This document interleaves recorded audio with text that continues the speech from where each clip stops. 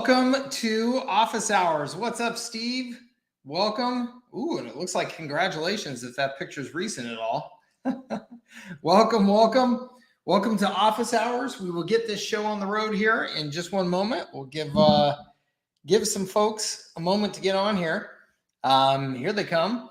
But if you have any questions, feel free to go ahead and start typing them into the comments, and I'll take them first come, first serve here.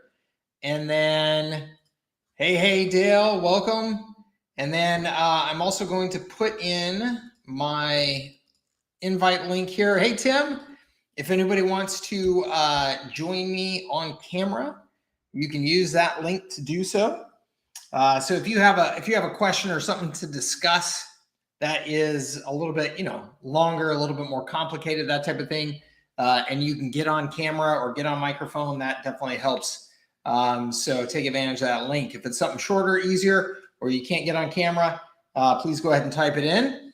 Also, please, if you are on the road driving and doing this while you're driving on your phone, please be very careful, okay? I'm just going to do something real quick. I'll be right back, okay?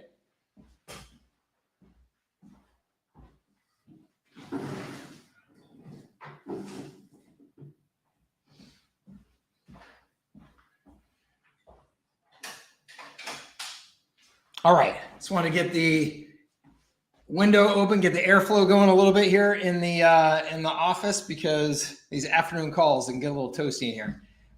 Okay, let's see here. First question says system situation. All right, let's see here. Jennifer, good to see you. What course are we supposed to watch to learn how to run ads to our agency? Okay, perfect. The attention engine. Okay, Jennifer, the attention engine. The attention engine is my Facebook ads approach. Okay, and there are two versions of the attention engine. There's the local version, which is what most of you guys will want, and then there's a national or international, global version of it. The big difference being how you're testing audiences, really, because if you're running, ads just here in San Diego, you don't really need to do a bunch of audience testing. If you are running ads internationally, you're going to have to do a lot more audience and or creative testing. Things are always changing on Facebook in terms of, exactly what's working. But the attention engine, Jennifer, is what you're looking for. Okay. And just to summarize the difference in the approaches, just quickly to add to that, I guess. Timothy Miller says, "My Cooch is my hero." Thank you, Timothy. I appreciate you. If you are running ads locally, that ad, if I run an ad here in San Diego, that ad's going to get seen a lot and get burned out pretty quickly if I go just, cranking up the budget a ton, right? So I call it a simmer approach when I'm running ads locally. You can only get your budget up to a certain point, and then you got to kind of just let it simmer to let it last as long as you can. There's no point in spending a bunch more because you're just going to be bombarding your market with ads that they've seen already.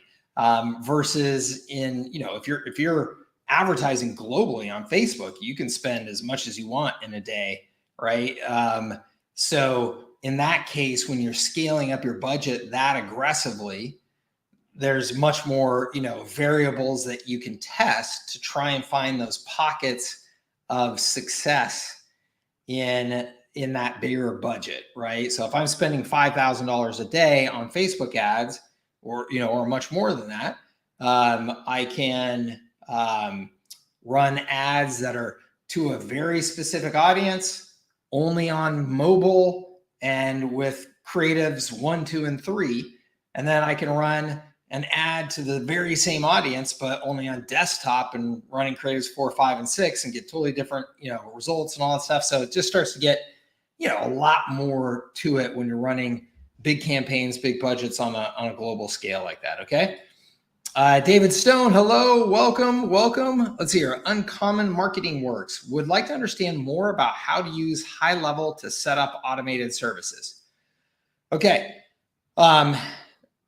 Since you're awesome, thank you very much.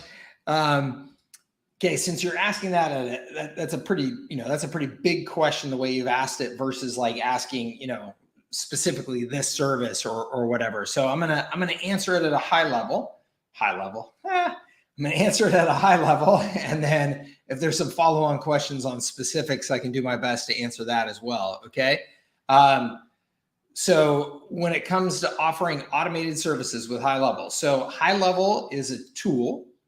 Okay, HighLevel is a tool, a set of tools, platform, whatever you want to call it, that has a lot of automation capabilities built into it, right?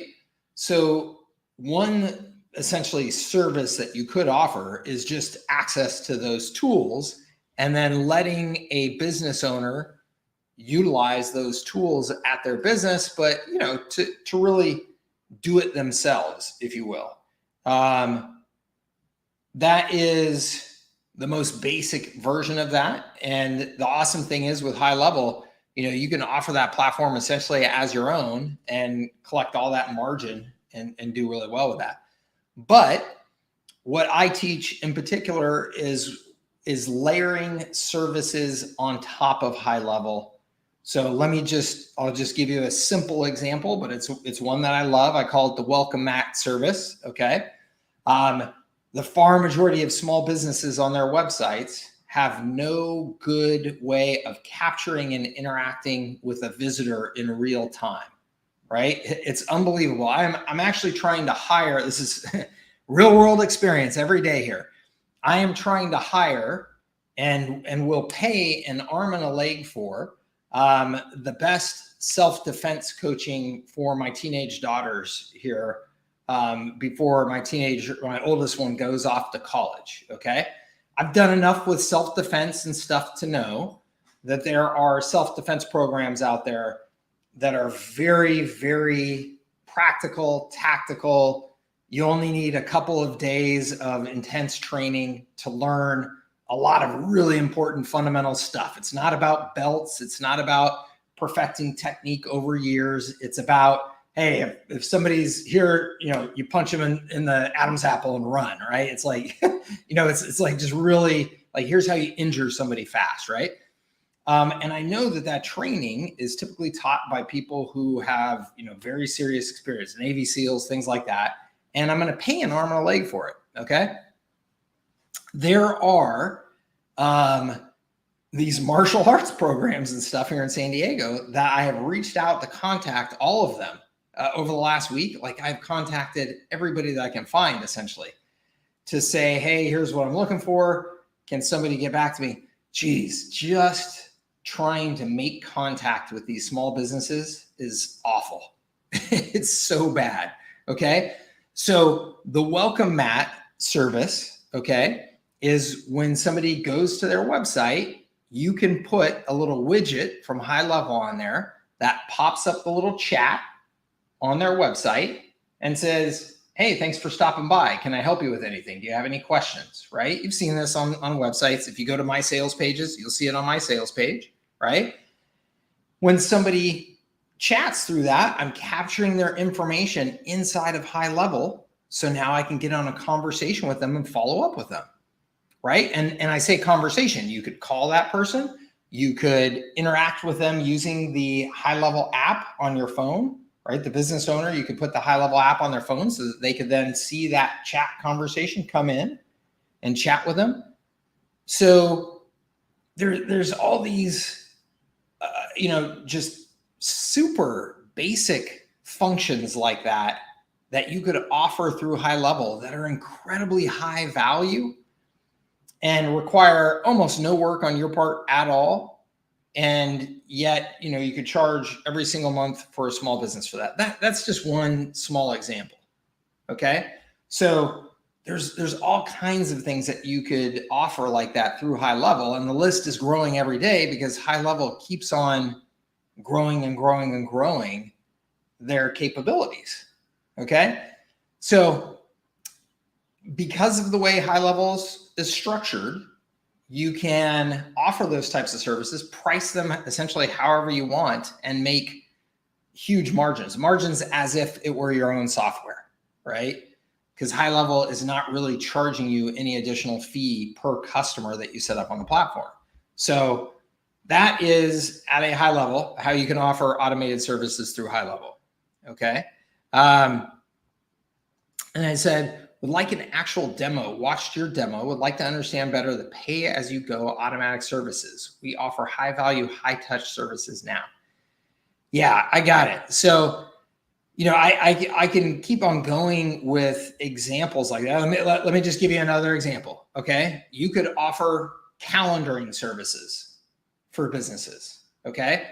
So think of all the businesses out there that have appointments that they book with customers, right? So, that could be everything from the salon, right? And you have to book on the calendar to book a time with the salon, or the home services professional that says, yeah, I'll be at your office, I'll be at your home at 1 o'clock to review your kitchen for a remodeling estimate, right? Most businesses that rely on calendaring like that are terrible about it. The experience is awful. There's very little follow-up. Their calendar is not easily accessible online. You could offer just calendaring as a service to small businesses where you say, hey, look, not only will we give you a calendar, but we can set up all these rules around it and automations around it so that when somebody books on your calendar, you're going to make sure you absolutely do not miss that appointment, and they do not miss that appointment, because we're going to have these follow-up reminder sequences. We're going to have sequences if they, reschedule. We're going to have sequences if they miss the appointment and leave you hanging, all of that, all following up automatically to make sure that you don't miss those opportunities and you get people back into your business, right? That alone would probably add, it would probably double the profitability of most appointment-based small businesses, because they're so terrible at managing those appointments and following up with those appointments. So that's an example. And there's so many of these, okay, that it's like, I honestly could just keep on going forever in that conversation. So it sounds like you probably saw my presentation. I did a presentation with Sean from HighLevel, the CEO there, where I talk about 14 services, and then actually it has grown more than that, because they keep on rolling out new things. Yeah, absolutely. How could you not love the Go HighLevel calendar features, right? I mean, I don't know how I would live without that now. I literally do not take phone calls, right? So the only way that I engage with somebody on a phone call is if I have given them my calendar link and said, book a time on my calendar, and I know about it in advance. It happens at a time in a time window that I've said, these are my time windows for having calls, right? Like, it's just so much better and so much more efficient. And again, there's just so many ideas like that. Uncommon Marketing Works that we could continue to talk about. But the best thing is, if you watch that presentation I did with Sean on the 14 services, and again, that list is just continued to grow, but there's lots of options for you there. Okay. And then not to be just a total sales pitch, but why not? If you are on HighLevel through me, then you get access to my services at Scale Mastermind and my MSP Academy, where I'm doing small group and calls and stuff like that to try and help you, more specifically with the implementation of that. Okay. Tim says, we're ready to start priming the pump with content and Facebook ads, pointing to our articles in the neighborhood. Would you recommend a carousel or individual ads per article? That's a really good question, Tim. So I could probably give you a better answer here real quick, because I was actually curious about this and debating it myself. So the good thing is, I know about you is you will do this as well, and you and I can compare data. I have not used the carousel posts in a long time. I think that they could be very effective for certain scenarios. So let me give you the scenarios that I was thinking about using them in particular. was scenarios where I would want to present multiple options kind of strategically. So here's what's happening this weekend in San Diego, and have people, be able to go through a carousel and each one representing some event, right? Here are our top 10 favorite cocktail bars right now, right? And have, each of them represented on there. So starting to be able to almost like take a listicle and turn it into a carousel post was what I had in mind. I think that works really well because there is a reason for somebody to want those different posts, and it's not a distraction. Then it's an enhancement, right? I think the thing that I would be concerned about if I was doing carousel posts for the examples that you're talking about there, if you're just kind of throwing stuff at them, and here's one thing that's totally unrelated from the other thing, I could see that actually lowering your conversion rate, because I think it could just be kind of confusion and distraction. That's just a theory though, Tim. I have not tested it myself yet. So, but that's how I've been thinking about it. Okay. I hope that helps. Fly fishing journeys. The link to jump my camera is in there. And I will add it back in again here just to make sure. All right. And speaking of which, we have some folks waiting on camera. Danette, are you ready to come on board? You can just give me a wave if you are. All right, awesome. Here we go, Danette. Hey there, how you doing? I'm doing well, and yourself. Thanks so much for having me on camera. Absolutely. Thanks for joining me. It won't take long, sure. But I sent an email. I believe someone responded back to me. Mm-hmm. First and foremost, I love Go HighLevel. Why? Because I already use it, but I don't use it under Go HighLevel's framework. I use it under a company called Funnel Streams. Funnel Streams is built on Go HighLevel. Got it. So one of your programs I purchased, it had it where you had a lot of your templates, technically, your workflows and all of that. Yep. And there's a piece that I do not have activated on my side. I'm going to turn it into an agency piece soon. Yeah. My Funnel Streams, I can do that. But I was just wondering, is there any links that you could give me? Because there's a link piece of this when I was listening to some of your training that I can click on and get some of your, what did you call it? You're talking about the snapshots. Yeah, the snapshots. So it has to be an agency piece in order to get the snapshot? Yeah, I think so. So the problem, the challenge that you have with the way that you're set up under Funnel Streams is technically the agency and you're a sub account. Mm-hmm. And so they have to, do that stuff for you. They have to load snapshots for accounts and stuff. So it would have to be done at that level. So really what you need to be able to do what you're talking about doing is you need to get on your own HighLevel account directly. So it wouldn't be like duplicating, because I have my calendars, my scheduler, just everything that you were encouraging people to do, all that's built out. I know. And I hope that Funnel Streams is being clear with their customers about this stuff, because if they're not, I think that they're doing you a disservice. That essentially where you're at right now, unless HighLevel has created a new way to make this easier for you, I think you're kind of stuck either making the decision of, I'm going to have a HighLevel agency account that is separate from my Funnel Streams account. I'm going to continue to use that for my business, for managing, my calendar, my website, all that good stuff. Mm-hmm. But then I am going to have my own direct access to a HighLevel agency account where I'm going to use that for setting up all of my customer accounts. Well, I believe I've heard that he's turned it on for people, so I can't ask him that. Because when I tell you, he's really, he's dug a lot deeper than certain areas that HighLevel has for me. Yeah. He's done a whole lot. I'm very much pleased. Well, but that's the good. reason why I came to you is because you spoke from a service-based person's mindset. Yeah. And that's what I needed so that I can fulfill some of these things. So the money that was spent for you, to me, still was well worth it. I just need some type of way to get some of your things that I can get and just put in mind, even if I guess I'll just have to copy and paste. I don't know. I'm trying to figure out. Yeah. You're either in the situation, like I said, where you keep your account for him. Keep your account for your business under Funnel Streams, And then you set up a whole separate account for your customer management, which isn't that big of a deal. It's just that you're paying twice. You're paying whatever you're paying him, plus now you're paying for the main HighLevel, but that's not a huge expense once you have a handful of clients paying you. I mean, it'll cover that cost, no problem. Or what you're going to have to do is migrate everything that you have in funnel streams over to a new HighLevel account, which that's just depending on how, that's like I have so much stuff in my account that if you told me I had to migrate right now, I'd be like, yeah, I'd cry right now because I do have a decent amount. So that's kind of where you're at, unfortunately. Okay. Well, thank you. I'm still pleased.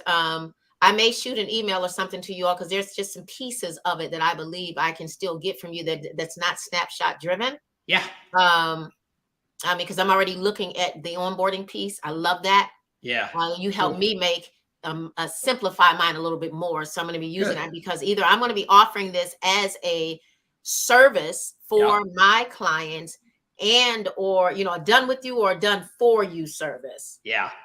So that splits that piece of what we were talking about. If I'm going to bring them up under and encourage them, then I can set up my own platform. Yeah. I just don't know that I want to do all that work like that, because you got to have a developer on some of that back end stuff. Yeah, it depends on like for me, I would never have a developer for what I'm doing with HighLevel. I don't want to do with that. Customers. I would very strategically make sure that I am not offering anything that I can't offer through HighLevel in every single case where it's possible. I mean, if you're offering something where you're going to have to bring in any sort of developer to help you, I would tell you it had better be something that has some serious strategic value, or just don't do it at all because you're just adding so much complexity to your business that you don't need. And now you're complicating it. And I love the fact that you do point people straight to, you just tell them, you don't deal with this part, contact Go HighLevel. And I like that piece. Oh no, yeah, but that's me working with agencies. So you won't be able to do that. I know that. I'm saying unless I'm working with agencies and I turn that piece on. Yep. Okay. All right. Well, thank you so much. I appreciate it. You bet. Absolutely. Thanks for being a part of the community and coming on the call. Okay. All right. Bye-bye. Let's see here. Rob, I see you back there, but I don't see a camera on. So I think you had your camera on earlier. If you'd like to come on camera, just come on board there. There you are. You ready to go? Sorry about that, Mike. We have a little party going on with the folks. Oh, so nice. I wanted to jump on your Zoom and still be a part of it, but I was listening in the background. But thanks for having me on. Absolutely. No problem. Never apologize for having a party. That's a good thing. Biggest thing right now is I'm on the trial. I'm going to jump up probably to the 297, probably go all the way to SaaS. I have a website services-based business, so it's more website building, service-based automation, and we also do a lot of SEO. Cool. So we're really excited about adding HighLevel to the program. I already have a smoke shop who I told about the CRM. I have 5 of their locations, and he's like, "Yeah, I love this." So that's awesome. One of the questions I have there is, what would you recommend for kind of point of sale, getting their customers on like a loyalty program? What's the easiest way to get their names in the computer to make it easy for the guy on the other side who's buying a cigar or something like that? Text and the widget on the website are the 2 easiest things for a business like that. 2 easiest things in the world. So if you put the widget, that welcome mat thing that I was just talking about earlier, if you put that on their website, when they respond, they're responding through text. So you'll capture their name and phone number there. And then you can also just do just like any other texting service that you've seen in restaurants or clubs or anything like that, like loyalty programs, where you can say, text the word pizza, text the word barbecue to this number, and and then you send them back a coupon. You add them to your list for sending, deals in the future and birthdays and anniversaries and all that stuff. You can capture all of that in HighLevel and just set up automated campaigns to do all that for them.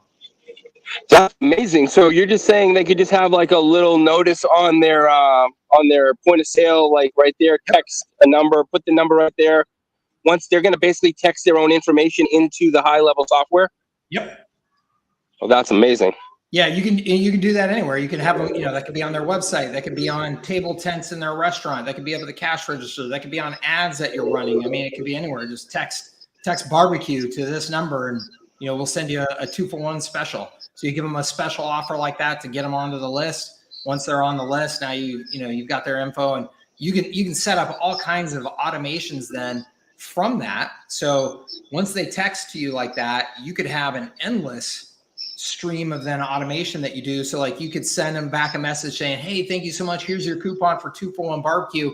Also text us back your birthday, and we'll send you a special on your birthday every year, yada, yada. So like you can just start capturing more information about them and build out their profile. So now you have more reasons to, the first time that they texted you, you could also mark that as their anniversary date. So then 1 year later, you text back on that date and say, hey, it was 1 year ago that you reached out to us for the first time and had our, barbecue. Thank you so much, to celebrate your 1 year anniversary with us. Here's a special deal. So you can just set all that up to run on autopilot. So once they get in that text communication, anything they send back, like their birthday, automatically then triggers back to their profile? Mm-hmm. Yep. Okay.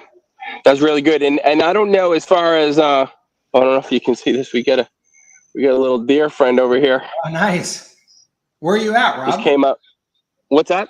Where are you at? I'm in Boxford, Massachusetts. Oh, cool. Nice.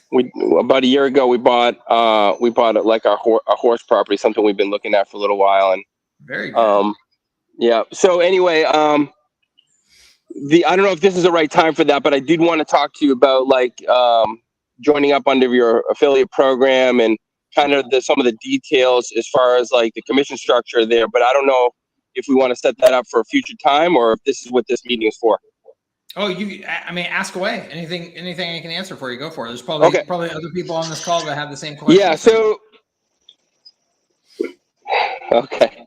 Well, I've been talking with HighLevel, and right now I don't think I have, I signed up directly with HighLevel, so I don't think I have any type of affiliation. Mm-hmm. But if I was to sign up with like just kind of go all the way to SaaS, they're telling me I'm getting 40% a commission off anybody who I sign up as within the program. Well, so let's make sure, because this is a common point of confusion here. Okay. When you sign up as a HighLevel, Agency Unlimited or Pro account, you can add as many sub accounts under you as you want, and you get 100% of that revenue. So correct. I get that part. Yep. So the affiliate program is where you then earn commission, right? So if you have other agencies that you get to sign up for HighLevel, then that's where you earn commission of 40% of their monthly fee.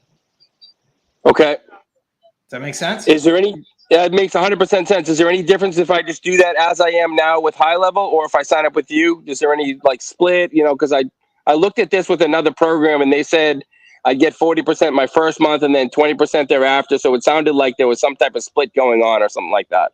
Somebody's pulling shenanigans on you. There's all kinds of people in this community, I'm sorry to report, that are pulling shenanigans. It's a great affiliate program, and so it's attracted a lot of kind of shysters out there. So they're setting up all these things to try and get some extra money here and there. No, you get 40% on anybody that you sign up, period, end of sentence. There is a carryover. So if you are under me and you get somebody, you get 40%. Because you're under me, I get 5% then, but that doesn't come out of your pocket in any way. Okay. That's just an additional 5% that they give to me for getting you on board. Okay. So, but that honestly, I have hundreds of, HighLevel customers.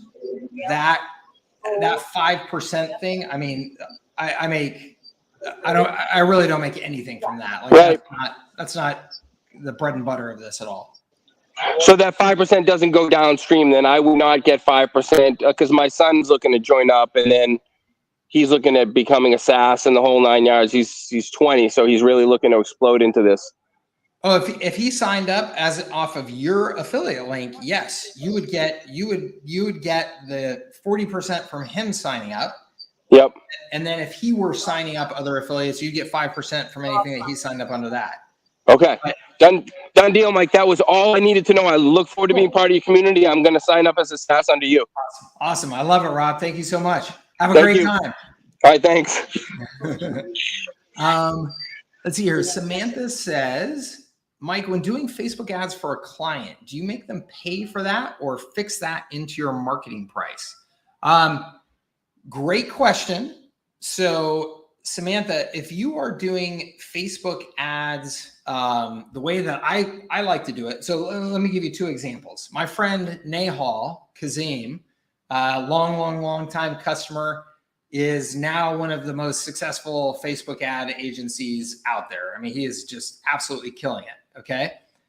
But he charges, his customers, it's like tens of thousands of dollars a month, right? So they're spending hundreds of thousands of dollars a month or millions of dollars a month on Facebook ads. He charges them tens of thousands of dollars to manage it. So budget for the ads and budget for him are 2 separate line items for that customer. That customer is like, hey, Nehal, we already spend 10 million a year on Facebook ads. We're looking for somebody to manage it more effectively. Can you do that for us? He says, yes, that's what we do. We're a Facebook ad management agency. Here's our fee structure, right? So those are 2 separate line items for that business. If you're selling to a business that is already doing $5 million a year, $10 million a year in Facebook ads, then that makes perfect sense. They'll totally get it. Here's your fees for managing it, yada, yada, right? If you're selling to a restaurant in San Diego and they're not currently running Facebook ads, and you're saying, hey, we have this Facebook advertising package where we are going to make sure that your business is profiled everywhere. Everybody in San Diego is going to see you all over Facebook, right? You do not want to sell them those 2 separate line items. It's a total disaster.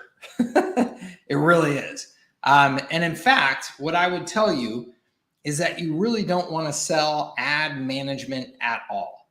Okay, let me just give you I'll give you an example here. Hold on real quick. Let me pull up my media site and I'll show you my advertising packages on my media site. Just give me 1 second to pull it up.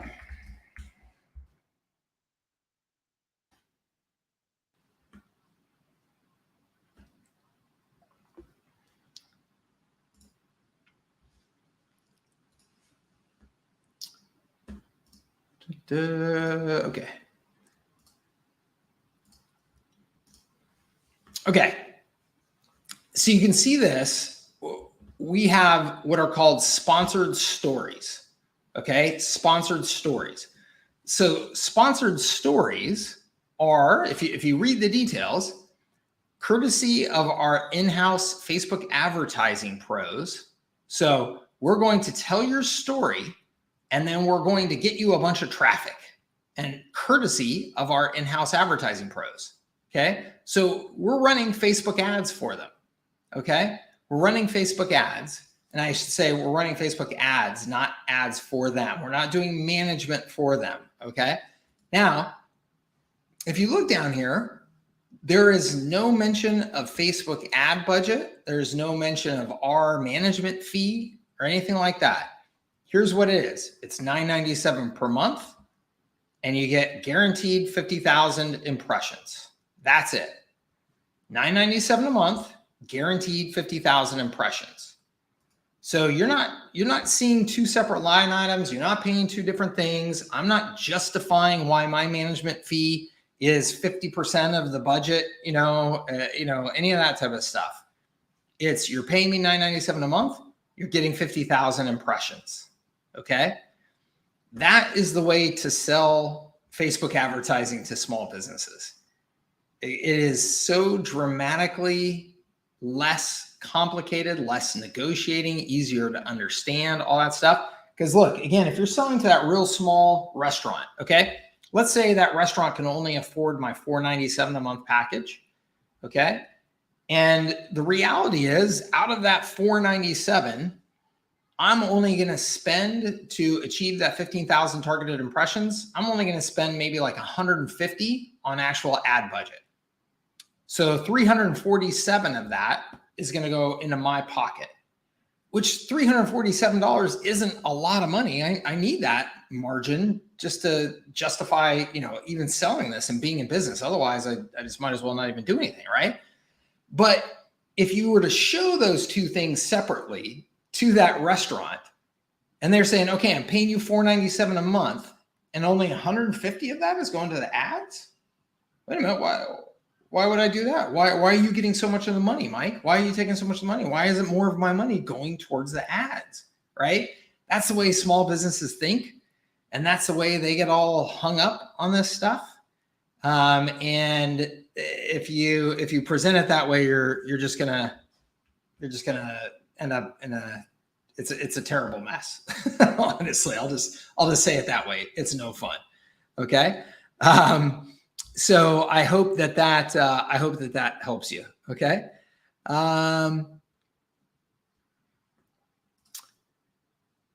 Hello, sir. Welcome. Says best way to package high level and service packages. Okay, cool.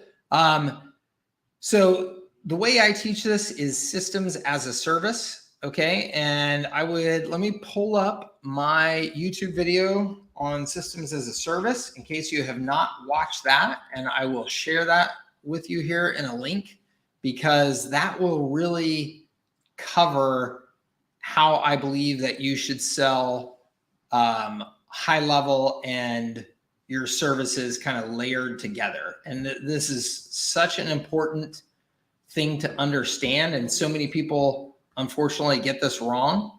And so let me just share the link with you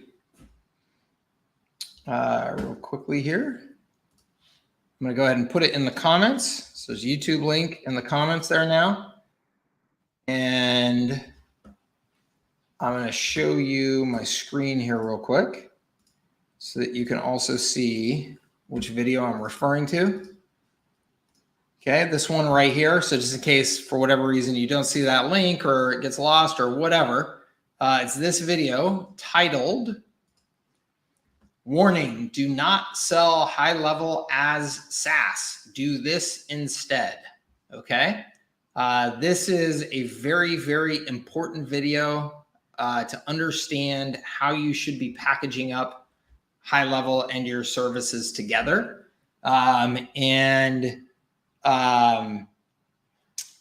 The short answer, I'll just give you the short answer, is that you should not be selling high level separately, just the tools.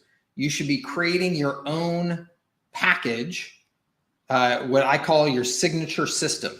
So if I was selling to restaurants, and I would create the restaurant growth system, and the restaurant growth system would be utilizing high level, but there's also going to be some other additional services and stuff that are layered on top of there, or assets that are layered on top of there as well. And it's pitched as a system. And when I say a system, I mean all of those things together, working together to achieve that restaurant growth goal that we're after. Okay. The reason why you want to sell it like that versus just selling SaaS in almost all cases is that when you're selling high level just as SaaS, it's kind of a commodity, right? I shouldn't say kind of a commodity. It is a commodity. I mean, you have how many other thousands of agencies out there now that could be selling the exact same piece of software? And you have a whole bunch of very well-funded competitors that are out there selling software as well. So you want to differentiate what you're selling. And that is what that signature system is all about. You don't want to just be out there selling, we have the same funnel builder and SMS tool and email tool as everybody else. Okay. So please watch that video. That's your best bet to understand the details of how I think about this. And certainly if you have any questions after that are, a little more specific on that topic, I'm happy to answer them. So please just come on back. Dale says, hey, Dale, what's up? Just learned about high level. Can you go over how you would package high level features to local businesses if you're just getting started? Yeah, again, this is really hard because it is all about who your customer avatar is. Okay. So in other words, if you're selling to lawyers, high-end defense attorneys, you are going to package and sell differently than if you're selling to quick service restaurants. Okay. Price points will be different. Features will be different. Assets that you add and services that you add on top of HighLevel will be different, right? So if I'm selling to a quick service restaurant, it's going to be focused on very basic, very low ticket kind of features, right? Let us put that welcome mat on your website. Let us give you an SMS campaign to capture people's phone numbers and build a little loyalty and coupon campaign, right? Those are probably like the two most valuable things in the world for a quick service restaurant. And then reputation and reviews. Let's do reviews and Google My Business listing management for you. Okay. If you were selling to a high-end defense attorney, who does $300,000 fee cases and stuff like that, they wouldn't necessarily be interested in any of that.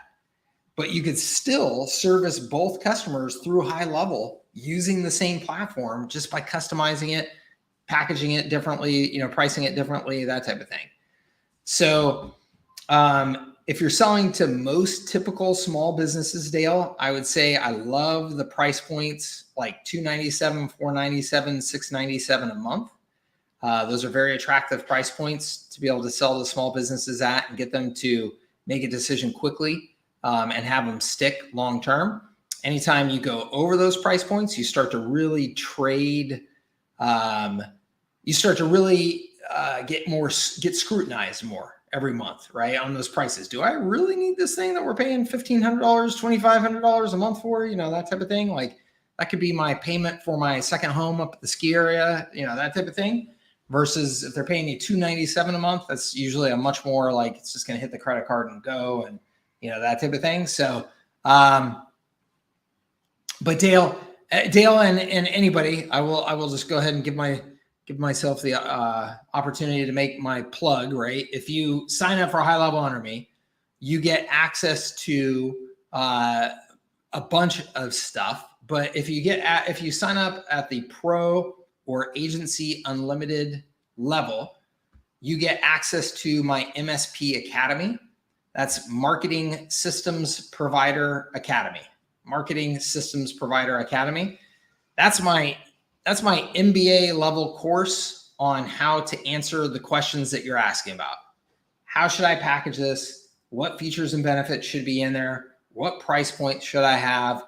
And I say it's the MBA level because it really honestly is. I know I would love, man, I would love honestly to be the guy that was comfortable just giving you the easy answer and just telling you buy this program and I'll show you exactly it's $297, offer these 7 things, and you're going to be printing money out the wazoo every week. I'm just not that guy because I think it's a bunch of BS. You need to tell me who your customer is that you're targeting. You need to define what the problems are, the challenges are that they need solved at that business. And then I could tell you, here's how to package up the services and how to price it. Okay. That's what this course takes you through step by step. It's what I wish I had when I started my businesses. And then I get on calls with you and stuff like that to answer any specific questions that you have, and kind of walk you through to help you. So I hope that helps. And like I said, I wish I could, just give you the super simple answer, but that's just I'm not comfortable doing that. What's up, Ross and Aruba? We're looking to build out a site like their San Diego and wonder, do you all share offers from your partners or just showcasing articles related to San Diego and those on your site? No, we share offers from our partners for sure. Ross, when you're saying offers from our partners, I just want to make sure I understand that. I mean, you're talking about customers, right? So like if a concert promoter wants to advertise with us and they want to promote an offer on their San Diego site, yeah, I mean, absolutely. I think if that's what you're referring to, absolutely. Patrick, throat, grow, nose, absolutely, man. Awesome. Thank you. Thank you. Thank you. Our guides are fun. Let's see here. Funnel streams. We answered that one. Charles. Oh, cool. Personally, I know Dan Henderson. He's a stud. I also know Donald Cruz in your backyard. He has a fight coming up, so might not be available. Yeah, that's awesome. Yeah, those guys might be. Yeah, those guys are probably hard to reach or hard to get to do something like this because they're training so intensely. Maybe not Dan anymore, obviously. Maybe he's looking to do stuff like that. Let's see here.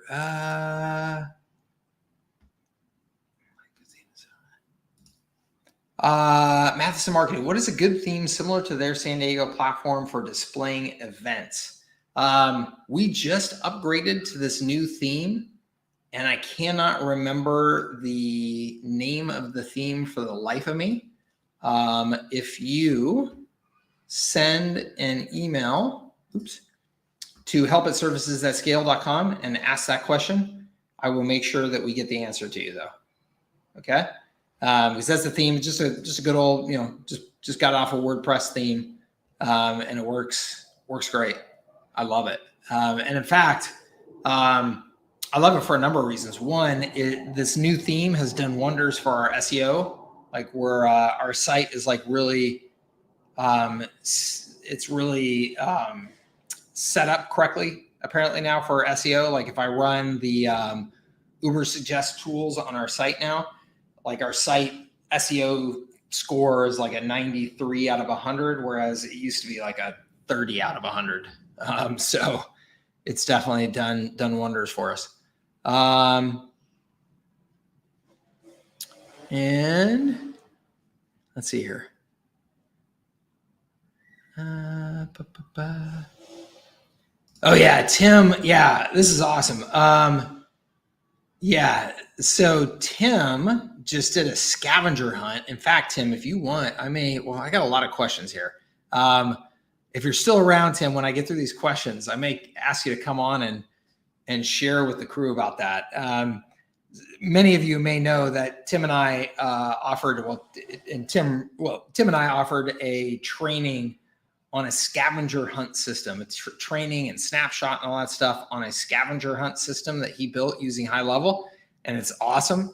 And he just ran another one that went really, really well. So may have him speak about that. David says, how do you get the numbers for text barbecue to X?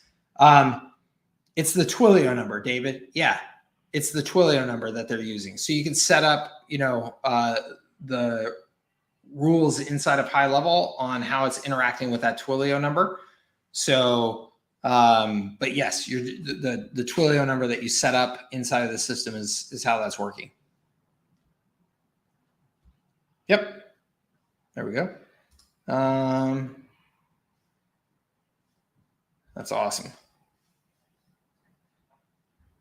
Thank you, Timothy. I appreciate you. Scott says, hey, Mike, looking for irresistible offers to attract contractors, i.e. guarantees or you don't pay, stuff like that. My niche is home remodeling. Can't come on camera, but would love your thoughts. Whew. Boy, that's a tough one, Scott. And I say it's a tough one for a couple reasons. There aren't a lot of offers in this space that are truly irresistible. I'll just tell you that this is not a business that tends to be irresistible offers kind of business. It's more of a traditional sales cycle kind of grind. You know what I mean? Like make sure you are very visible as an agency. Make sure people know what you do to help them. Follow up with them over and over and over again from now until eternity. Like it's more of that kind of business. It's hard to create offers that local businesses are just going to jump out of their seats to sign up with you for. So that being said, in the home services space, right, with contractors and remodeling and stuff like that, the businesses that have grown the biggest, although there's lots of controversy around them and all that type of stuff, are Groupon and what's the service, the lead generation one, service or Home Advisors or whatever the heck. I can't remember. Anyway, you guys know it's like the big one. And and they just got into a bunch of trouble I saw recently. What they're doing is they're, Groupon, obviously their pitch was, hey, we're going to get you new customers that are paying for you to come out and do a paid assessment of their, kitchen to do a remodel or something like that. And then you don't pay us unless we just take a percentage of anything we generate. So Groupon has built up their big list, and they're using that, and built up all their traffic, and they're using that to generate leads for these guys, and then only charging, once they get those leads. Yeah, Home Advisor and Angie. Yeah, thank you, Tim. And then so these other lead generation companies, they've made kind of similar offers, which is, we'll get you, these leads, or, you don't pay, or, the first leads are free, or, whatever that type of stuff is. Otherwise, I mean, let me just Home Advisor.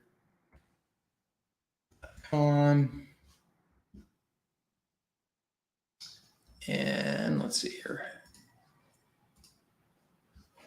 I mean, I'm assuming you are probably already much more familiar with these guys and their model than I am, but I will just go ahead and share it here, and we can do just a quick look around. Home Advisor is now powered by Angie. I didn't realize that. So Home Advisor looks like sold or got acquired or got taken over because some of the problems they were having or something. I'm not sure, but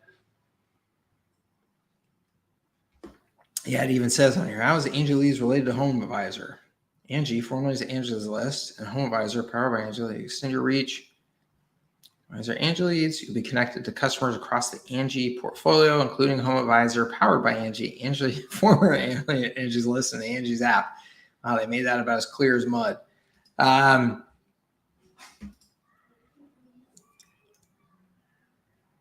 We charge you a fee when we send you a lead. Lead charges vary by project type. So, this is the the value proposition of them is that, we don't charge you until we send you a lead. So it's a great value proposition. And the reason why they can do this, let's all be very, very, very clear on the reason why both them and Groupon can make this offer is because they have media. They own media. They have assets. Those assets are generating leads every single day. They've got a bazillion SEO'd articles out there and all that type of stuff, right? That's the reason why they can do this. If you are, going to go directly to a contractor and say, we can do X, Y, and Z for you, or it's money back, or you don't pay, I would just be very careful with it, Scott. So, but I will give you an example. I used to do this with chiropractors. Okay. I used to do this with chiropractors in Colorado, where I would sell them a territory. So I would say, hey, look, chiropractor, anybody within 10 minutes of your chiropractic office, I will give you exclusive access to those leads. And I'll guarantee you a minimum of 25 leads every month. And here's how much I charge you per lead. And that's it, right? And it's exclusive access. And so I was charging a premium for it. I was locking them up into like an annual agreement. And I was, really pitching on exclusivity, right? So I would say, Scott, look, I'm making this offer to 5 other chiropractors in your zip code. Once it gets snatched by any of them, then the offer's off the table because whoever's I'm doing this with gets exclusive access to the leads. Okay. So that was the way I would do it. And then I would just charge them when I generated the leads, and that was it. It's $100 a lead, guarantee you a minimum of 25 a month. And, a maximum of whatever you want to cap as a maximum, as long as that is no lower than 50. So I could stand to make between 2,500 and 5,000 a month from each chiropractor that I did that for. But then I was at risk. It was my websites, my ad campaigns, my ad budget. I would go out and generate leads. So I knew that I could generate leads for 20 bucks a pop. So I generate them for 20 and sell them for 100. Okay. So I was comfortable doing that because I was controlling my assets. I was controlling the ads. I controlled the agreement. I got them locked into a program, like all that stuff. So that's pretty much the only way that I would do that, I think, Scott. I hope that helps. I think it's a tough one in this market. As a beginner, how would you start with getting your first client? What angle would you sell from? Like automation or Google reviews? Okay. I did a video on this on YouTube as well pretty recently. There's all kinds of ways to prospect and get customers. The way that I would do it personally, and I love it, I love the model of, is that I would build up my presence on social media. Okay. And by building your presence on social media, you're demonstrating that you know how to do marketing. Okay, so that's one. And then two, it's a very, very, very easy and effective way to get the attention of business owners, which getting the attention of business owners is not really easy these days, right? So the specifically, okay, if you go on to Instagram and you tag a so my favorite strategy, and I teach this, in a couple programs and stuff like that, but is if I go into Instagram stories, okay, so this is the Instagram story running on my site right now, okay, and you can see here La Jolla Cove, right, and you can see people out on kayaks. Well, I could tag the kayak rental businesses in La Jolla Cove on that post. When I tag them on that post, it's going to show up as a message in their inbox. In fact, you can even see right there, that top one, Triton Charters, 3 new messages. Okay. So look at all these businesses that are contacting me through my inbox. Triton Charters, Tuned In SD, Louisiana Purchase, Coronado Island Film Festival, Garage Buena Forchetta. Chris, that's not a business. Those are some influencers.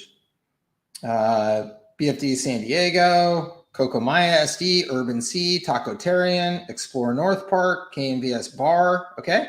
These are all conversations with businesses that we're having through exactly the strategy that I'm sharing with you right now. Okay. So that's the easiest way in the world right now to get in touch with businesses, is to earn their attention, because you're out there doing marketing, right? The hardest thing in the world, and I know because I did this for years, is to just cold call somebody, right? Or cold email somebody.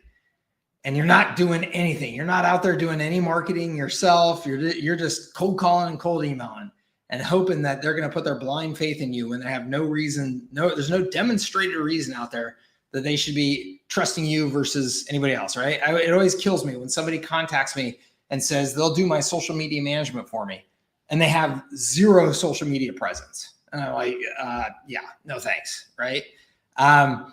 Demonstrating proof that you know what the heck you're doing is the best way to sell yourself, right? So that is exactly what I would be doing is I'd just be all over social media, building up my presence, demonstrating to them that I know how to do marketing, and using those techniques to get my foot in the door with them. Okay, that's how I would do it.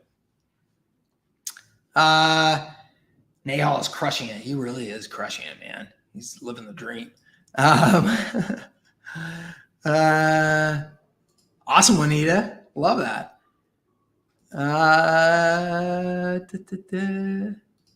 Awesome, Tim. Awesome. Quick Facebook storytelling ad. Are you showcasing them in the ad directed to your media or directly to their website? I was thinking driving the traffic to their media profile or article. Either one, Kathy. I prefer to send them to my site. So I'll put the content up on my site and drive them to my site. Why do I prefer that? Because I'm driving traffic to my site. That's awesome. So every customer that pays me is actually paying to drive traffic to my site. So that's why media is such a rad model. But I will drive to their site. I'll do that too. Dale says, which features of HighLevel are best for real estate agents? Man, pretty much all of it. I mean, the welcome mat lead capture, so that chat widget. I would be using the funnel builder to build little landing pages and simple little funnels for them. I'd be using email to do follow-up campaigns. I'd be using SMS to make sure that I'm keeping in touch with my prospects for sure. I'd be doing reputation, right? Review capture. I'd be doing, you could host their website through HighLevel for them. I'd be doing a calendar for sure. And doing all the follow-ups related to calendars for them. I mean, I'm trying to think of what wouldn't be good for real estate. Like, I can't, honestly, I don't know that I could think of a feature that would not be great. Like, I got to be honest with you, real estate agents to me are like the lowest hanging fruit in the world to improve their business because most of them are not good. I'll just say that. I drool when I actually heard Gary Vee talking about this the other day, and I was like, "Oh man, you are preaching to the choir." Because I've been saying on these calls for a long time that I'm considering using my Their San Diego media site to get into the real estate business because I just consider it such low hanging fruit. And Gary Vee was talking about this on a podcast I just heard the other day where he was just like, man, he's like, to me, I would just destroy that market. He's like, if I went into that market, I would literally be one of the biggest brands in real estate overnight.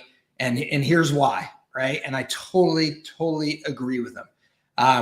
One, he said, because it's all about building your brand and being out there in the marketplace and just content everywhere, social media everywhere, doing all the fundamentals of follow-up and all that stuff. Most are doing none of that or just very poorly. I have a good friend who I love dearly. She just got into the real estate business. And I saw just the other day, she has one post up on Instagram after like 3 months of being in the business. And I'm just like, oh, like, I love her to death and I hope she crushes it. But that's just a brutal mistake. Most real estate agents are not doing anything to build their brand and earn attention. And the ones that are doing great.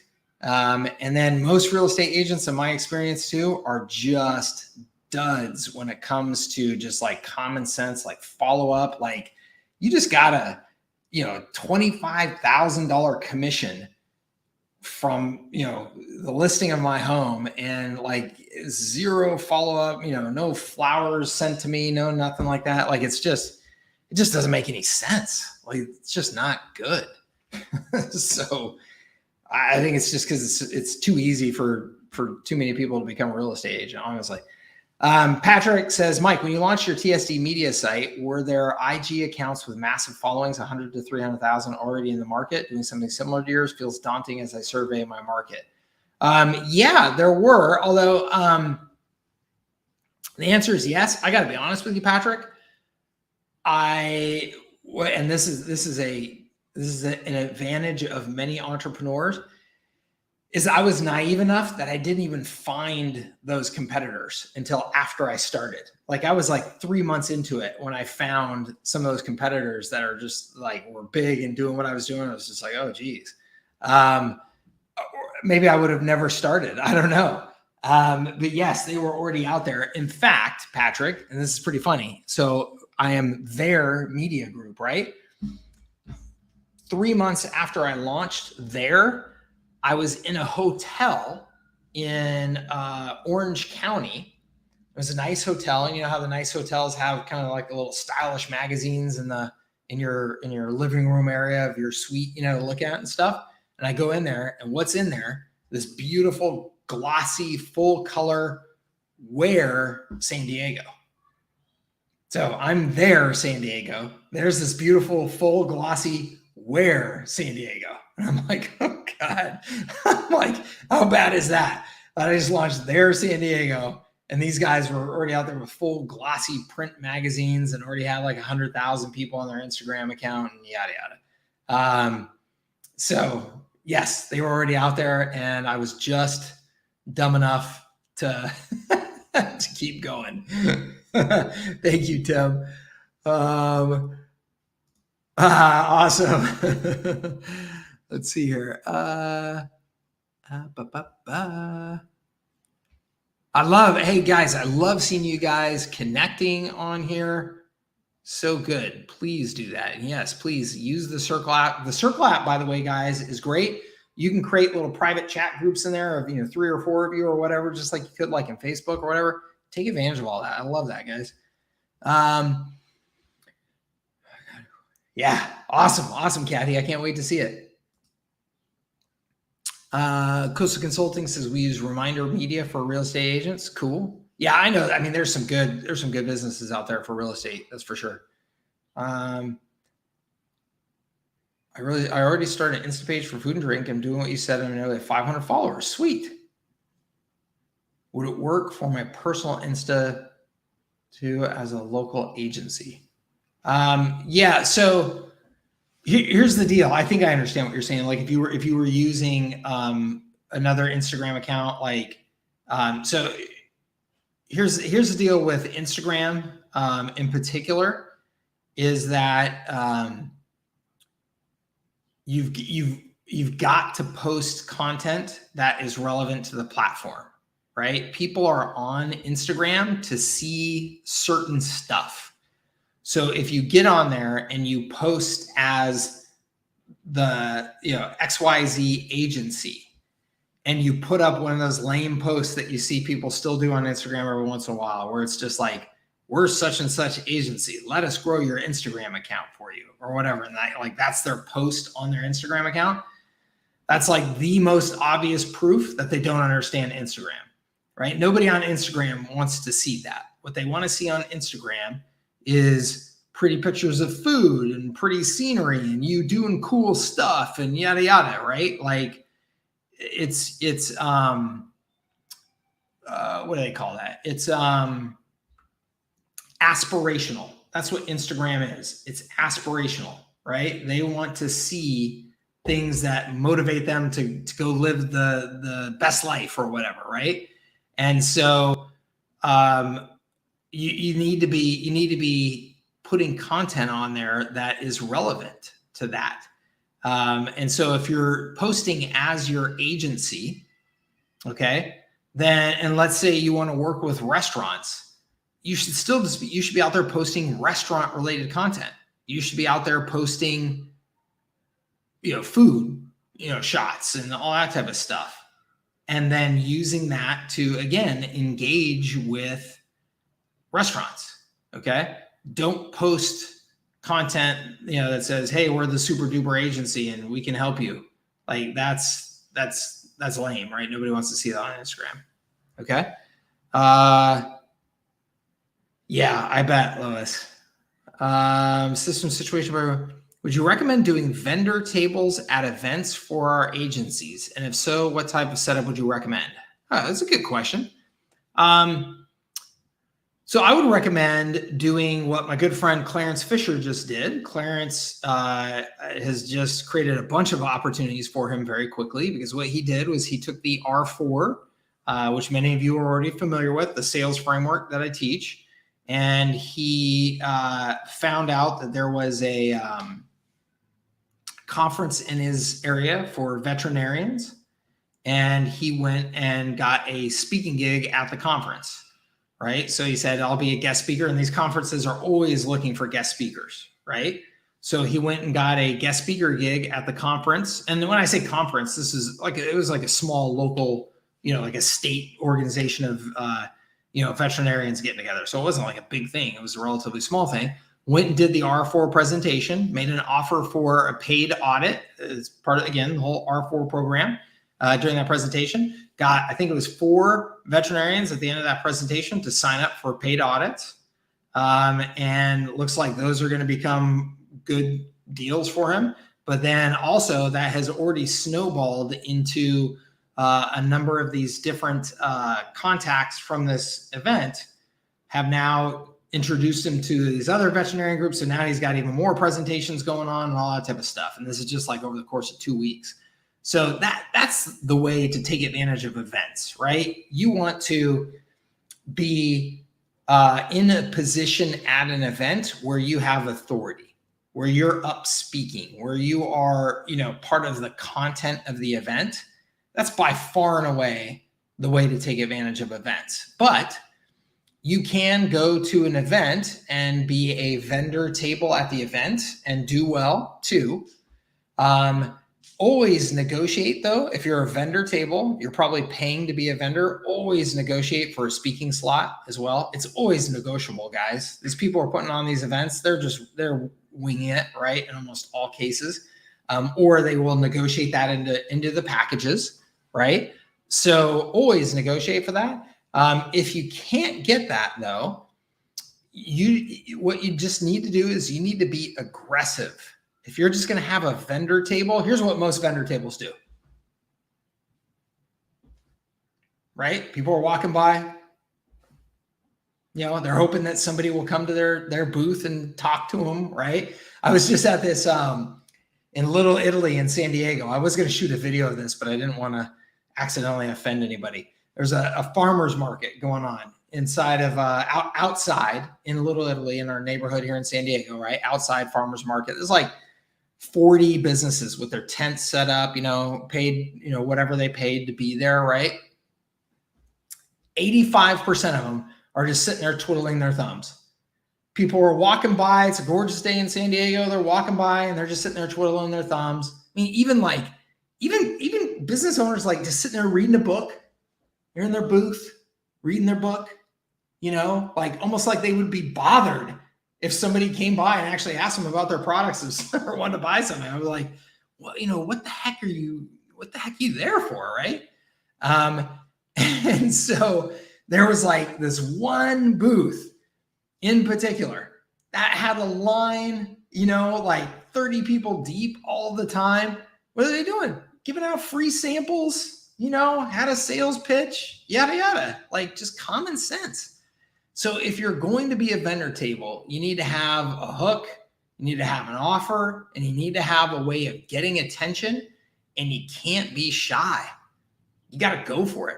At Kutenda, we did a booth at this big IT conference, and we got these obnoxious flickering red Kutenda pens made that you put on your shirt, flickering obnoxious red, right? Kutenda, right? And we had a deal going where if you were wearing one of those flashing red Kutenda pens every hour on the hour throughout the conference, we were giving away really cool free prizes, like new iPad, stuff like that, right? We're giving away like cool stuff. So we had hundreds of people running around the conference with our flashing red Kutenda pens on 24/7, right? And then we were doing stuff from the booth, getting people to, hey, you got to come over to the booth. We're going to do the next giveaway. You got to be here to get the prize. Oh, you got to hear it. You got to be here to get the prize. If not, we just move on. So we get a flood of people over to the booth. I mean, you got to be aggressive. Otherwise, just don't even bother. Save your money and spend it on some other marketing. Okay. Derek says, is Instagram really something I need to put time in? Derek, I would say that really just depends on what you're doing, who you're doing it for, and what your goals are. Okay. If you're not putting any time into Instagram, I would say, this is what I always tell people right now, you better have a damn good reason why you're not putting any time into any social platform at this point. Like if you say that the universe of your customers is X, well, those people are on Twitter, Instagram, Facebook, TikTok, YouTube. I mean, they are. So you are either making a deliberate decision to go after all of them, or you're making a deliberate decision not to, for whatever reason. I hope that has some strategy behind it. if you're just not doing Instagram because you don't think that Instagram is cool or whatever, then you are making a decision to stay a smaller, less successful business, right? So I mean that's just reality. So as long as you're comfortable with that decision, you can do whatever you want to do, right? That all being said, I just think it should be deliberate, and you should understand you should understand that you are making a conscious decision to not go after the whole market. And there may be decent reasons for that, right? You may not have the resources or time right now to go after every social media platform. I get it. So if you got to pick one and just focus like crazy on it right now, hopefully with the goal that later you will then, move on to other ones as you have more resources and you have more success, then awesome. Okay. I get it, because we can't all do everything all the time, right? At once. So, that's totally fine. But what's social media, the new thing over email marketing now, they're both old now. They're both old and proven, and they work. And it's not a question of it's a question of and, right? Do social media and email marketing, do Instagram and TikTok if you can, do whatever. Give it a shot, right? But again, make a deliberate strategy. Okay. Doing a 400-person conference in September where we're launching our book. We're not doing a vendor table, but negotiating for workshop spot and a charging lounge area. Yeah, that's awesome. I love the lounge area strategy. One of the things that I've seen work really well, and again, this requires hustle. But when Everon sold to Plum Choice, the company that bought my first business, there was huge tech conferences that would happen in Vegas that everybody would go to. Instead of getting a booth, which was horribly expensive. I mean, at these tech conferences at the time, like getting an entry-level booth there was like $400,000. I mean, crazy. And, it would go up to like several millions. Like HP would roll in there with like a $10 million booth setup, so the budgets were crazy. We couldn't afford that. So what we would do though, is we would rent out a badass penthouse suite at the hotel, for $5,000 a night, have it for 3 nights. So that's $15,000. We would have it catered. We'd have a bartender in there. And then we would invite everybody that we wanted to make contact with at the event to come up there, for either parties or private one-on-one conversations or whatever. We just had stuff going on in that penthouse all the time. So what we did is we called in advance everybody that we knew that was going to be there, that we were trying to meet. And we would say, hey, look, awesome, you're going to be there too. Great. Look, we're having a couple of parties at our penthouse suite at the hotel. We'd love for you to come up. Here's the, yada, yada. And we would just be sales, just getting people up there, having conversations with them, right? So again, it's all just about doing the hustle. Okay. Toss them an apple they have to catch. There you go. Let's see here. Kyle, my man, there you are. I was like, where's my call? Where's my Kyle in my call? I gotta have my Kyle in my call. What's up, man? Not much. How are you doing? I'm great. How are you? I'm great. How are you doing? No, I'm just kidding. Lay it on me. All right, I'll lay it on you. So, so one thing is a frame. I'd like to put this sort of email marketing thing through as kind of like a little bit of a blue ocean thingy-majing. And then if it's okay with you, I got really clear on like kind of like how I want to impact businesses. And so I made this like system, and I'd like to just take you through it real quick, if that's okay. Okay. So first of all, you know Dean Jackson, right? Yeah. So have you heard his brilliant stat that like the 1585 rule, where like 2-year buyer period, 15% of buyers buy in the first 90 days, 85% buy after 90 days? Have you heard that? I have not, but that makes total sense to me. I 100% believe it. Well, it occurs to me that like most marketers like are kind of I don't want to say like, it's like most of us are taught to do it kind of wrong. Like drive ads, make sales as soon as you possibly can, when most of the value is actually beyond the 90-day mark. So 100%. So that's kind of like how I want to position the sort of email SMS stuff, is like, we help you capture that value. Yeah. Okay. So that, I just want to make, I know it's not complete, but like just as a starting point. Okay. Yep. So, okay. So now I'll share this thing with you, if that's cool. Yep. Share screen. Bippity bop. I'll share my entire screen. Okay. I drew it. It's like a doodle. Can you see it? I love your doodles, man. You're a great doodler. You think so? Oh yeah. Oh, thank you. Okay. I hope there's nothing incriminating on the left here. There, just in case I have some. Okay. So I'll take you. So here, just to give you, it's not that long. It's pretty quick, and it's like a lot of this isn't new, but I call the name's not. Anyways, the heart system.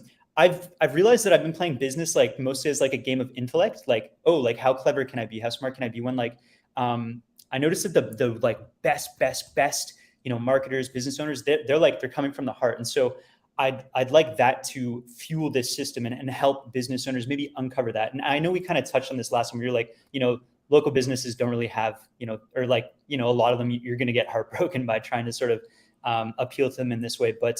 But maybe I can find some that do. And so just having a framework for helping them uncover like the heart of their business, breakthrough moments, origins, like expressing gratitude, transformational experiences, blah, blah, blah, blah. So that fuels it. And then we go down to the alchemical process, which is what we end up talking about a lot in here, which is like, so at the top, these aren't boobs, they're eyeballs. But attention and awareness, obviously lead gen, lead nurture, lead close. And I showed this to a business owner I'm working with yesterday, and he I'm showing this because he actually had an aha where he was like, oh, I always just go from lead gen to lead close. And it just seemed to light something up in him, which I found very encouraging. Yeah. And he's like, oh, lead nurture. So from there, we obviously go to down here, I call it kapow, which is where you create, an experience of over delivery, storied moments, and just like a wow. And then from there, this is where I think maybe I could reposition guest getter to be, which is in like, I know this is this is sort of covering all the bases, but maybe I can start like at just one section of it, which is helping business owners create and nurture a VIP membership within their databases. So this is, so you've given them the kapow moment, and then you enroll them into this membership. You turn your customers into guests. So they're welcome guests, and you give them kind of an inside track, which should lead to obviously, ascending in value, and then increasing frequency. And then we turn everybody into raving evangelists, which should fuel you as the owner, your business, and your marketing, which goes all the way back up to the top. Mm-hmm. Okay. Any thoughts? I like it.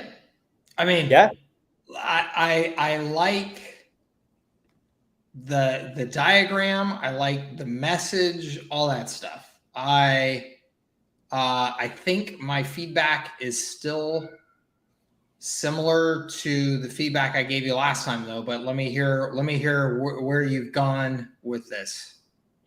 So last time your feedback was it needs to be niche specific, right? Well, my feedback was that in order to with messaging, like the messaging that you've created, mm-hmm. in order to find those people that care about having a heart of their business, the percentages are small. And so you need to have a way of getting your message out there that's really big. Right. To be efficient, right? So you got to have the book or whatever it is. Mm-hmm. That was, or there are certain niches that will really understand value and see immediate benefit from like this whole concept of, hey, let me help you put the VIP, membership in place, right?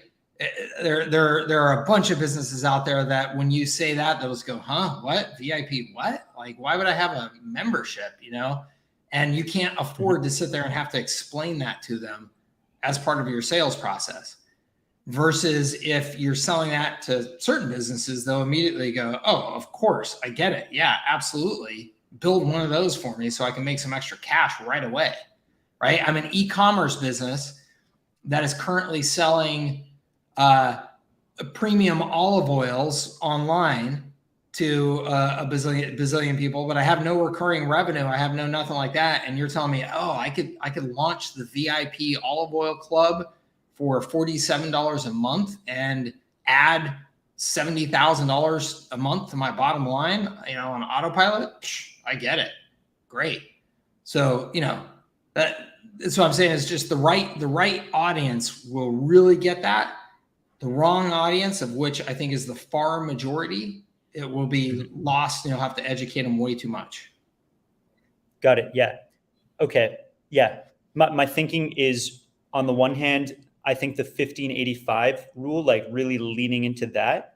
Because I think a lot of people just don't know that. They don't even think about that. Totally. So like that's, oh, duh. Like, you're telling me that I can capture, 4 or 5 times more value from a lead if I focus on the long-term thing, as opposed to just getting the sale today.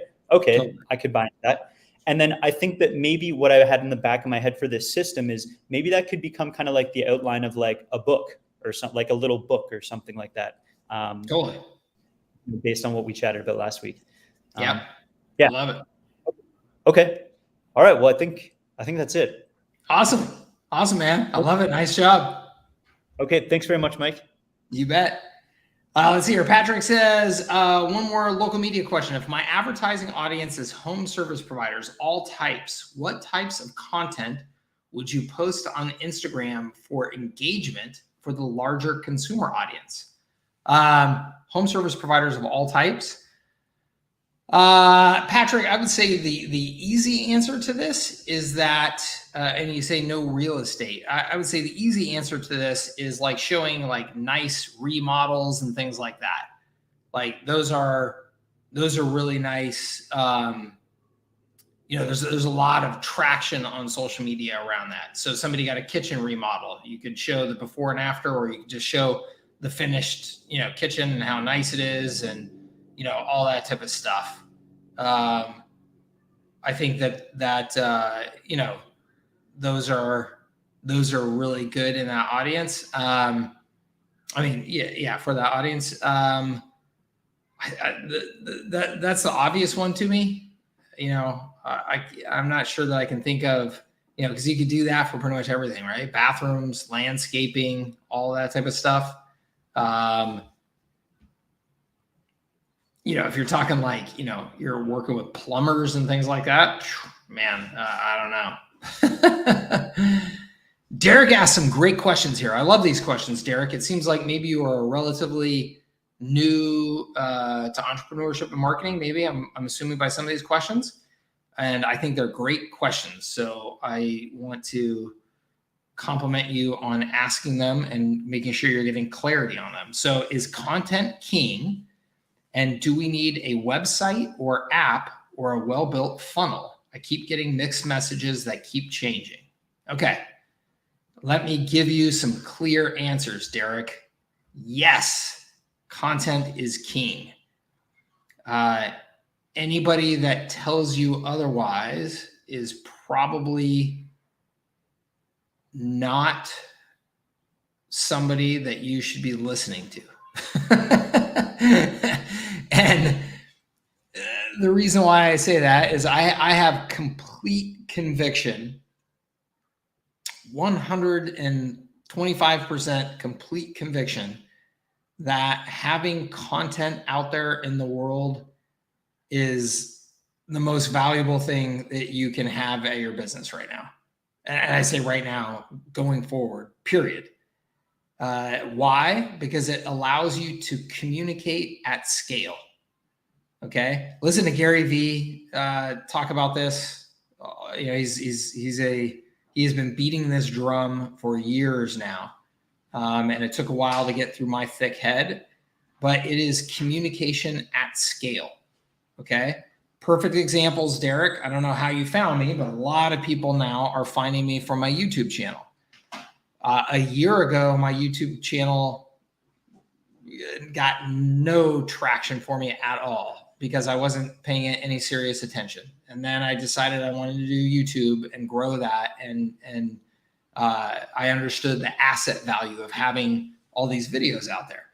And so I started putting YouTube videos up there consistently, and I started trying to do what I should do, which is trying to make sure that those videos actually add value and, and all that good stuff, right? Now I get so much visibility and customers, revenue from YouTube. It's crazy. And my channel is still tiny, but I get, I'm adding subscribers every day. I'm getting, thousands of views, thousands of hours of views every month now, right? So like literally right now in the last 30 days, 10,000 hours of people watching my videos, which again, that's tiny by YouTube standards, tiny, but 10,000 hours. So think about it, Derek. If so somebody asked a question earlier, and what did I do? I sent them to my YouTube video. Why? Because I've already put the answer together.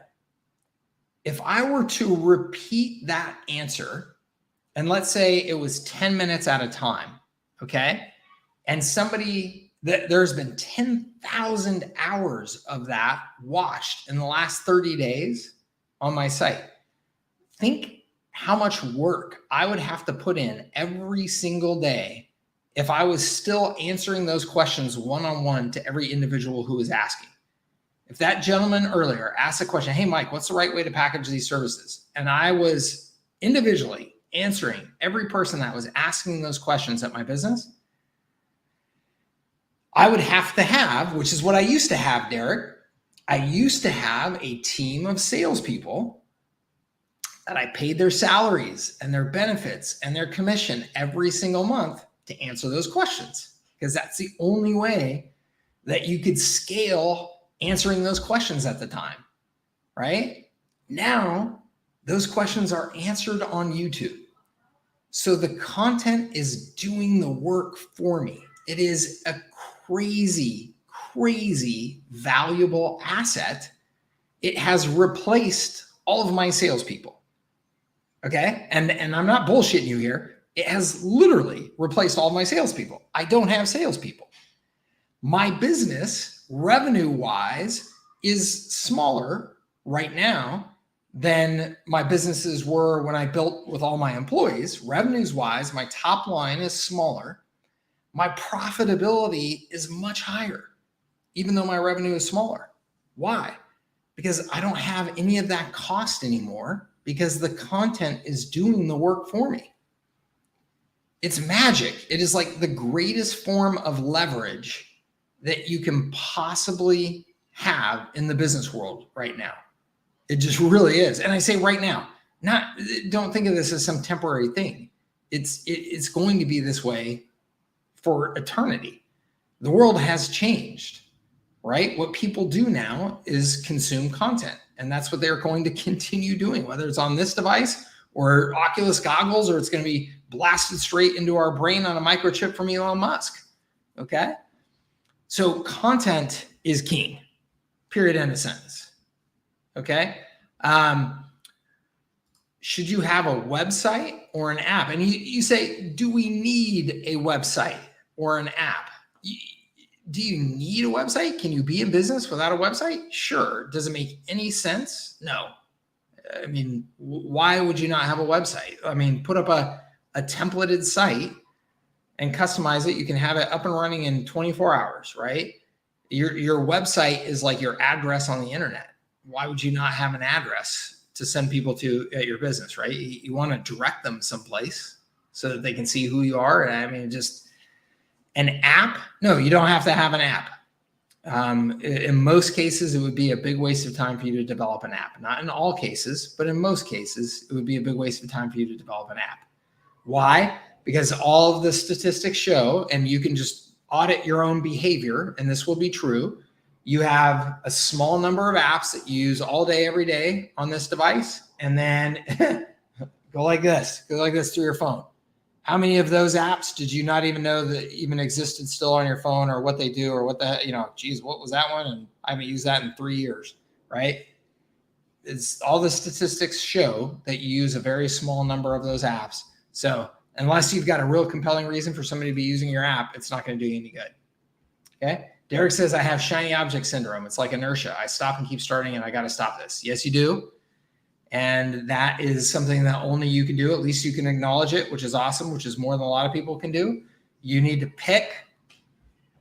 I think one of the most important pieces of advice Grant Cardone said over the last handful of years, you just got to pick somebody and follow them. Whatever their message is, like I said, you can hear me say everything I just said. And if that makes sense to you and you want to follow me, do it. You can find somebody out there that's going to tell you different. Okay. And if you listen to them and you think that guy makes sense, I'm going to follow him for whatever reason. You think he's cooler than me, better looking than me. He drives a fancy Lambo and I don't, whatever. Pick one and follow, because any forward motion is better than inertia, shiny object syndrome, not doing anything. As you said, you got to stop that.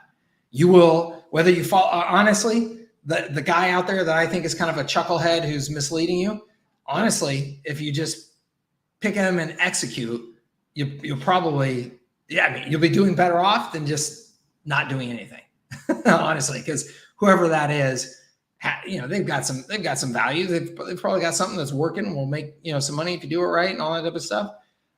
Again, I come from a certain perspective. My perspective is I want to be thinking about long-term, real opportunities and how do we capitalize on those to change our lives and change the lives of the people that we love through our businesses and change our communities, all that stuff. That's my perspective.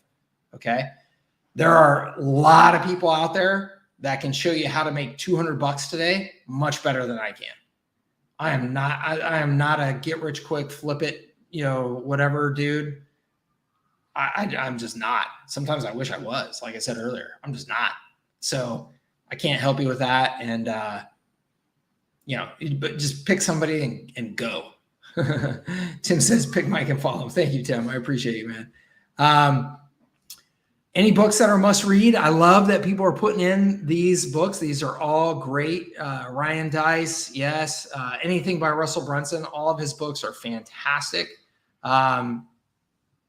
I love, there's a bunch of them. I'll shoot a YouTube video and put it up here because I got a lot of them that I love. Okay. Yes, absolutely. This Be Your Future Self Now, man, that just came out. I love this book.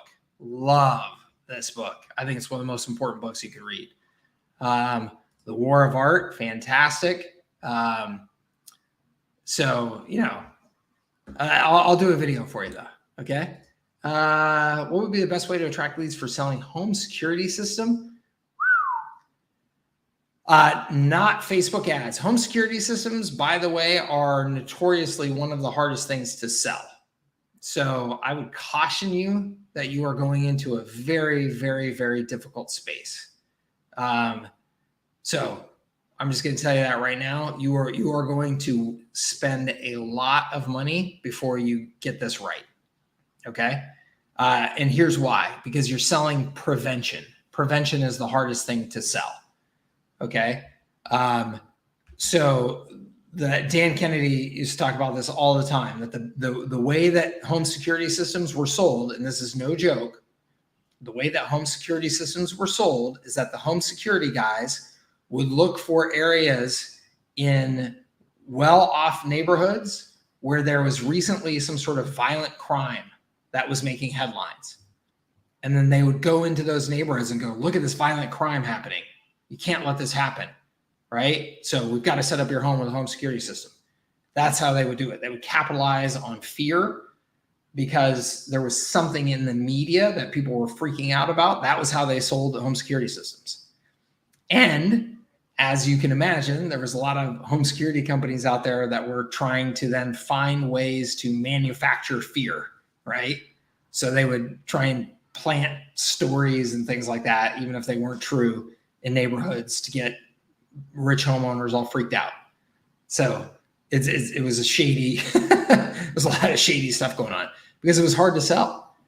So I'm just warning you now, it's very hard. Facebook is not good at all for this. Google would be much, much, much better because it would be people who are already searching for home security systems. I'm just telling you right now that you are going into a very competitive space. Okay. Go launch an ad for some home security systems on Google right now, and you will find out how competitive that is. I would not be surprised if you're paying a lot of money for a click, a lot of money. So just a heads up. Tim, do you have a moment here? I got to jump pretty quickly, but do you have a moment to come on and talk about your scavenger hunt success? If you do, oops, let me put the link in there. No pressure though. If you do not want to right now, totally get it. But if you want to, there's the link. And I feel like I splashed some cold water on some faces today, and I'm sorry if I came across as a negative ninny on any of it. I think I respect you as entrepreneurs and future entrepreneurs so much, and I respect entrepreneurship so much, and what I think it can do for the world and for our communities and our families and all that type of stuff. It's very popular right now, which I think is an amazing thing, but that also means that there's a lot of shysters out there giving bad advice. And so when I feel that there's an opportunity to give good advice, I feel compelled to do it, even if it's not the favorite answer to hear. So thank you, Juanita. I appreciate it. It looks like Tim is going to join us. So that's awesome. In fact, here he comes down. And yeah, he's got he did some cool stuff here. So he was just, we were doing late night Facebook messaging yesterday on stats and everything from his thing going on, which I love. And if you guys are not familiar with Tim, he is definitely one of the best local marketers out there, and a guy to pay attention to and follow, because he's taking action, getting stuff done. He's built up a great business in his community that is impacting his community. And that's, I know what he and his wife are after with their business. So it's super cool. So Tim, thank you for coming and sharing with us. Oop, can you hear us? Oh, wait. I can hear you. Oh, look at that. You're on here twice. Hold on. I'm going to remove the old you. There you go. Okay. Can you hear me now? Yeah, I can hear you. Awesome. All right. Sorry about that. Okay. So real quick Cliff Notes summary here. I'll give you guys. So Tim, quite some time ago, ran a scavenger hunt and built out all of the automation around it to manage it through HighLevel, so that, let's say you have hundreds of people that are out doing this scavenger hunt around your community. The logistics of managing all that could be pretty darn difficult unless you can apply some automation and stuff, right? And so he built out all this automation using HighLevel, which is just an incredible showcase of what HighLevel, you could do with it with a little bit of creativity, and has had some really cool success with it. Just ran another one very recently. So why don't you go ahead and talk about it, Tim? Yeah. Hey, thanks, Mike. So we just finished like a week ago. We had 353 people registered. We had 4 adventures all around town. One of them was completely walkable, like downtown Salem, and then 3 other adventures that were drivable. We had 38 location sponsors, which was amazing. So it averaged like 9 or whatever it was. So we were shooting for 10 at each adventure. One adventure ended up with 12. And one adventure had like 7, so it's a little less than what we wanted to, but yeah, super fun and crazy, and everything worked really well, like flawlessly in HighLevel, to be able to manage it all. So that's awesome. And so let me step back and give just a little bit more context for people who may be wondering, why the heck is Tim doing a scavenger hunt? So and what is a location sponsor, right? So he's doing scavenger hunt to showcase, one, his agency and the marketing that they can do and stuff like that. But also he had a partner business that he was working with on this to bring visibility to their business. And then these location sponsors are small businesses in the community that, if I signed up for Tim's scavenger hunt, and let's say the scavenger hunt takes me into downtown San Diego and says, locate this or whatever, it would take me into one of those small businesses. So now these small businesses are all getting foot traffic from Tim's scavenger hunt by being a location sponsor, right? Did I summarize that pretty well, Tim? Perfectly. Thank you. Cool. Yeah. So, and this kind of goes back to, we're talking about content marketing and what's worth doing and what's worth not doing and all this type of stuff, right? And Tim doesn't have to share the financials around this. I know the financials around this, and he generated revenue from this and all that type of stuff. But when you get so laser focused on, this thing has to generate a lead and a sale today and have ROI tied back to my Facebook ad today, what you miss out on is stuff like what Tim is doing, where yes, this generated revenue and ROI and stuff like that, but what's the big picture here? The big picture is that Tim is a part of his community at a level that I have to guess no other agency in your market can say. Nobody's out there getting hundreds of people running around town, doing scavenger hunts. That visibility, that being a part of the community, that all that type of stuff is immeasurable. The value of that. It's priceless. I mean, it was truly amazing because we had the feedback has been off the charts. We hosted the final clue, final location at our office. So we got to see everybody that was hunting, and we had 132 people complete at least one adventure, and the feedback was off the charts positive. This was so much fun. Let's do it again. I've already told all my friends. That's so awesome. And that's doing exactly what you're talking about. Is it's elevating us. It's giving us a position of authority and content and fun and connecting people with local places and all that kind of stuff. So yeah, it was so awesome. It was super fun to do it again. So I love it, man. I love it. Now, quickly explain to people who may not again fully grasp how and why is HighLevel so integrated into this? Like, how are you using it? Yeah, so I mean, there are apps out there that do scavenger hunts, like Goose Chase is an example. But it can, I have a friend that ran a scavenger hunt using Goose Chase, but it can be pretty expensive, like thousands of dollars to get the rights to use their app. Wow. And so what we did was we totally set up with HighLevel, all entirely text based.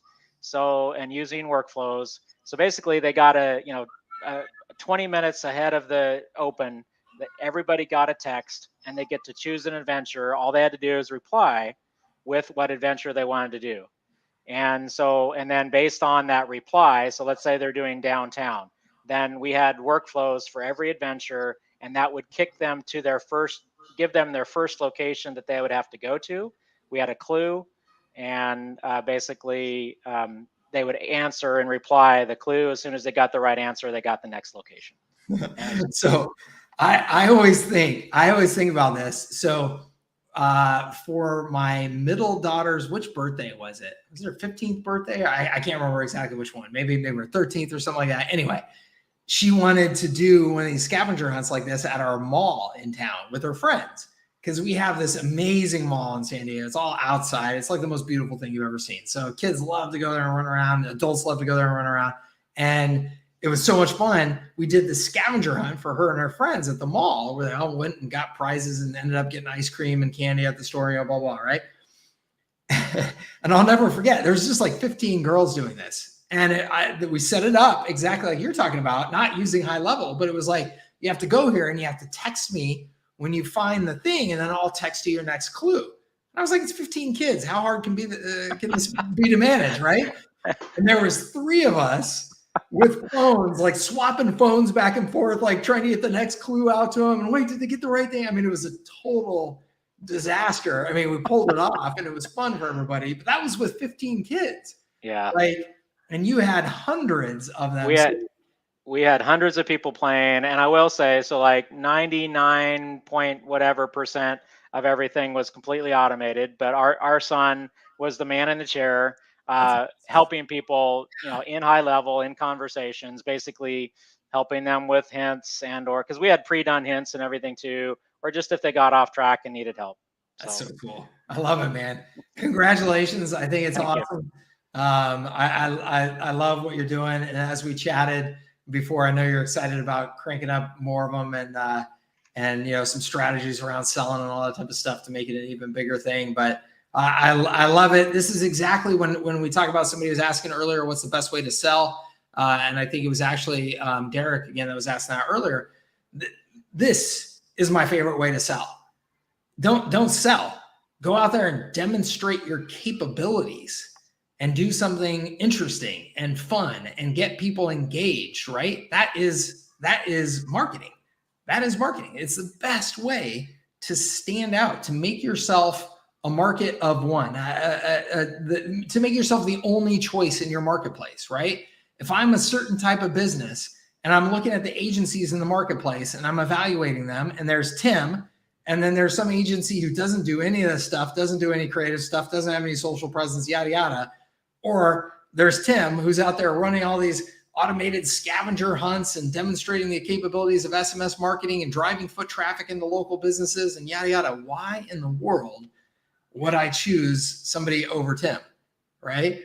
So this is the best way to market and sell your services. Is it more work? Absolutely. Right? It's a lot of work. Absolutely. Yeah, no, absolutely. I mean, no joke. It was a lot of work, but we just are stoked about the success and how businesses responded as well. And, backing up, it was yes, it still took time, as we and I talked about, Mike. It still took time to sell, but it was one of the easiest sales, right? So you walk in, hey, we're doing a scavenger hunt. You explain a little bit about it, and they whip out their checkbook. Yeah. Would you like to have a bunch of happy people that are having fun come running through your business? And okay. And that's exactly what happened. And they were thrilled. I mean, we were like getting all, I've gotten text messages, emails, and in-person stuff that we've done, and they loved it. And we've had not one yet have said we won't do it again. I mean, like everybody so far has said we'll do it again next year. And that to me is the model on this. I think the more frequently you do this, and the more you wrap into, hey, you're automatically renewed for our next one if you want to be, you got it. Then it just becomes an annuity where businesses are just why would I not participate in this thing?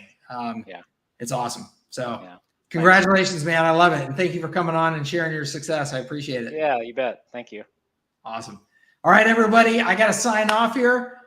This wraps up office hours. Thank you so much. I'm glad that we can make this happen here on Wednesday. I appreciate your flexibility because normally these are on Fridays, but I'm traveling tomorrow up to a wedding in Seattle. So thanks for your flexibility. Thank you for joining me. Thanks for all the great questions and being a part of the community and for your business. I always appreciate it. I hope that some of this Q&A was helpful for you, and we will see you on a future call.